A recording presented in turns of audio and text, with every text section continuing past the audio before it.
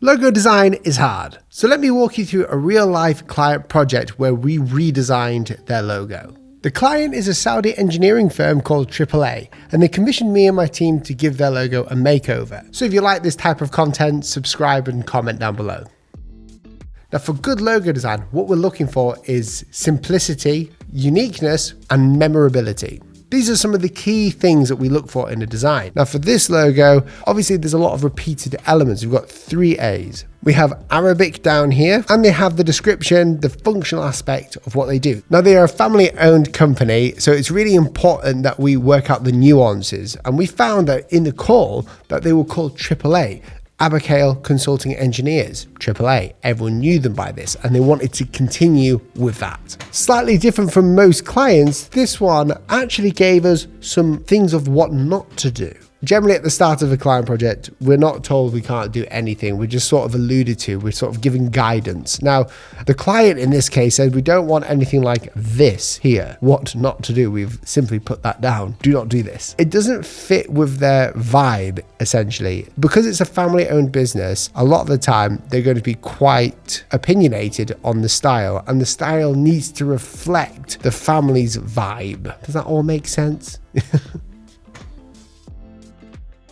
As a design agency, we don't just design logos. In fact, most of the time we do the whole brand identity, not just the visual side. But in this case, working with just a logo, it makes our lives a little bit easier. So we start with the research and mood boarding. This is where we research their competitors. We try to work out exactly what they do and the goals of the company and where they sit. And we use different apps to do this. In fact, here we're using Milanote, which is like a whiteboarding app. Now, me and Sam are both doing this project, so we're collaboratively creating whiteboards of logos that work really well, that inspire us, but also just some scenery. It gives off a mood and a vibe. And this is such an important part of the design process. It aligns everyone to the visual feeling, the thing that you can't see, behind the design. And our design at the end should match, if we've done this correctly, this visual feeling. So up here we have a simple to-do list, and you can copy this for any client project. It must feature a AAA. That was one of the briefs. Obviously the audience is B2B, so business to business, so we can treat this slightly different. Generally speaking, B2B businesses, you can be a bit more corporate, and if you're going from business to consumer, you can be a bit more stylistic. During the mood boarding stage, we're trying to give off a vibe for the company. We do that by writing down the brand's feelings. The brand should exude confidence, commitment, connection, reliability, history, knowledge, and it's family-centered. All of these words do really well for us when we're coming up with new ideas. So now we have a mood board, we can get on to ideating. Now here's some images of our ideation process. This is Sam drawing out some of the logos. We like to show this to the client during the presentation. The number one rule of ideation is always sketch them down. Don't use a program like Adobe Illustrator or any other vector program, because that just gives you too much that you can do. There's a lot of freedom inside of having just a pencil and a bit of paper and being able to just design whatever you need to. It gets rid of distractions and makes life easy.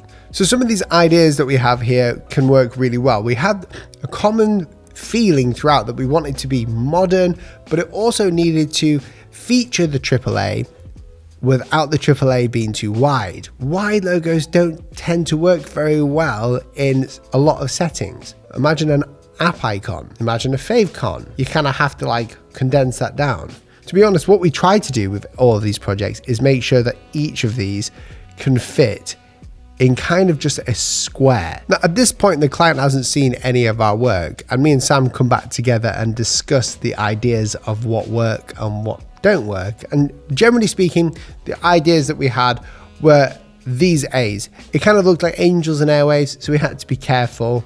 And with these other ones, they looked similar to another project that we've done in the past, but we can see a visual distinction between the new modern version to the old.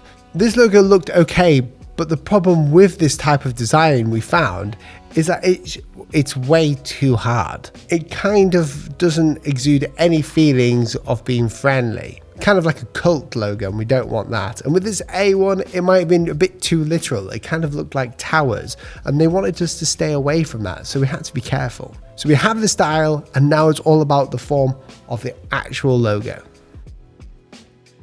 The next thing we need to do is create a few of these concepts that we know that will work so we can present it to the client. We're never one for just giving one concept. We like to give a couple of ways to solve the issue. And we do this by creating the best work that we can in the idea stage, pick the 2 to 3 or even 4 sometimes best logos, and we will present them honestly, giving our opinion on them and where we could go next. So in this client presentation, you can see the mood board that we're showing. If we walk through all this presentation here, you can see how we're amping up, how we know what they need. So we're reassuring the client. And when we get to these directional concepts, we show 5. This is more of an exercise that we play with the client. We like to show them the work that we've done to kind of prove the concept that we are just working on many logos, not just one, but also because we're quite confident in one of these designs, number 4. Out of all of these concepts that we've drawn into Illustrator, the one that speaks the loudest for them is number 4. And during this presentation, we actually show why. We take each of them and we explain our choices. So here we have AAA with a connection. Here we have AAA and a connection. So you can start to see a theme. We're trying to create that connection with AAA. The connected A here is sort of connection bridged building components coming together. All of this, we're trying to allude to the idea that we're creating a connection. And then we get to this one here, the abstract AAA. This one was my favorite because it was so distinguished from the rest. And also, it made a lot more sense. This idea wasn't all there, but it was the start of something really cool. One thing I did forget to mention about this process is how we got the A. The way we got inspiration for the logo was through Sam finding this image. Sam is a member of our team, finding this image of Riyadh, and she noticed that it's got an interesting shape. And this was the basis of Sam's drawings for the first initial ideas of this, as you can see down here, inspired by the skyscraper in Riyadh. So even just one element or architecture or one element of a city that the company is in that it's well known for can be the catalyst of an amazing idea that could be executed to create a logo. We also had this idea, number 5, which is just a simplistic one. This is more of a control test to see what the client's reaction will be. We were really happy to say that this one, the one that we really liked, is the final concept that we were going to roll with in our creative directions. The feedback that we got from the client was, yeah, it looks cool, we like that idea, but it's quite complicated, and this is stuff that we already know. We know that we need to refine this design. So the way that we did it is in Adobe Illustrator or any sort of vector program, we go in and we rebuild this logo. The computer is now our playground. We are tasked to create the icon and the type next to it. So here we actually simplified the original one down to just 3 of these sort of chevrons here, these kind of curves. And we wanted to see on this one whether we could have it larger or smaller. And we contrasted that logo with the one on the right, which is, do we have it thicker or thinner? Do we have it here where it's just a circle on the outside that kind of expands and it's not filled in? These are the questions that we're asking ourselves, but notice that we're not just asking it, we're actually putting it to paper. A lot of the time in logo design or even just brand identity design, people don't put pen to paper and test out ideas. That is one of the biggest ways or the best ways to generate new ones.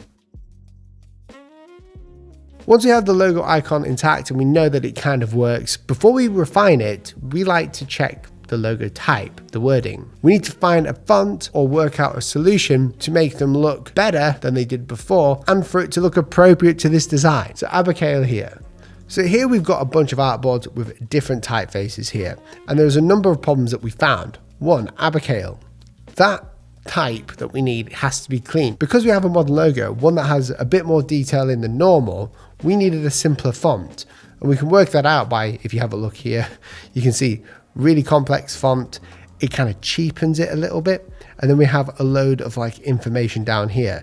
Now, this information had to go, and you can see why. Look at all of the ways that we could do it. There's a lot of like consulting engineering, and then we have Arabic, and then, yeah, it's just too much stuff. What do you do then? Well, simply get rid of it. Because then we have another page here full of different variations of the logo and how it would work. Our job is to explore all the ways that this logo could be seen by the client and its consumers, how it would make them feel. And obviously the typeface choice, if we went for a serif like this, it would kind of look too premium. If we go for something like this, where it's a bit more of a display font, very bold, it cheapens it. It makes it look like a game company. We need this to look trustworthy. We need it to look kind of like a consulting firm. And the best way of doing that is by going back to basics. So what we decided to do was to go to a font like this one, which is called Neuhaus Grotesk. Very similar to Helvetica, it's very simple. And what this does is it makes it super readable, but also very clean, and it's got a Swiss approach to it. We also decided to get rid of a lot of the text that was featured underneath. We decided to go with just the Arabic because this one is doable in this composition, but if we added consulting engineering company in English under it, it's not going to work. The next step is presenting this to the client. What we like to do all the way throughout is show the client what we're doing. We need to prove that we're actually working on it. Otherwise, how is the client ever going to know what you've been doing? They're not there with you and they don't have all the time in the world. So you need to spend as much time on the presentation as you do on the logo itself. So in the second presentation here, we show the refined concepts of what we've done. Here we show the different versions. And as we go down, you can start to see how we started to grid the design. And then we show the typographic ways. How do the typographic lockups look? And we show mockups. These are still in a concept stage, so we're just still pitching this idea, but we're doing it in a way that feels very collaborative. Showing mockups in your presentation is like a power move. That is how you get your client to really understand the visual impact of the design and how it will work across the board. When you show the logo like this, they will never understand it. They will critique the wrong things. They will not be in the right space, most of them. But like this, they can see it on a business card and they can see it on a building. That's how they're known. So from here, we actually go ahead and grid the design. One problem that I spotted was up here, they didn't look very consistent, the chevrons. So we decided to create a simple square grid and bring them together. And from that grid, we put it back into the main logo. We also took this time to address the color issue. Now the color that they wanted us to use is this dark blue, which leans to be more corporate. We don't want that. Obviously, we need to take cultural differences into account here, so we're very much leaning on the client and their knowledge on this. But our assurance was it was fine to change the color, and we can see here how the color breakdown works. We have the icon, we have the logo type, now it's time to put them both together and grid them. During the logo design process, we're not really thinking about the gridding. This is just something we do to create visual harmony between the logo and the logo type. So here we have a grid system, very basic, where we take some of these lines that work all the way through and we just grid it up. I've got videos on the channel about that if you want to check it out below. As we keep going down, you can start to see the different colors that we use. These colors are meant to just be slightly different in nature. Notice how we're not just assuming anything, we're actually designing it. We're doing bad work sometimes, and that's okay because the client will never see it until now. But we're trying to prove to ourselves that this color blue may work slightly better. My goodness, there's so many documents for just one logo, but this is quite normal. If we walk you through here, we can start to see the differences. We've got the main color down, which is this nice blue. It's not corporate, but it works. We have different versions of the logo with the AAA and the icon being the main visual of the company, and it's been gridded in different thicknesses until we get to here where we have the new identity. That's how we went from this original design over here all the way to this one here, where it's been modernized, it shows connection, it keeps the AAA, and giving the client a great overall experience. Now, if you want to learn how to design logos like that and do some custom logo types where you're actually drawing, then I have a masterclass for you that you can join over at Design Academy. If you don't know, Design Academy is our new course website where we're going to be putting out courses teaching you what schools don't.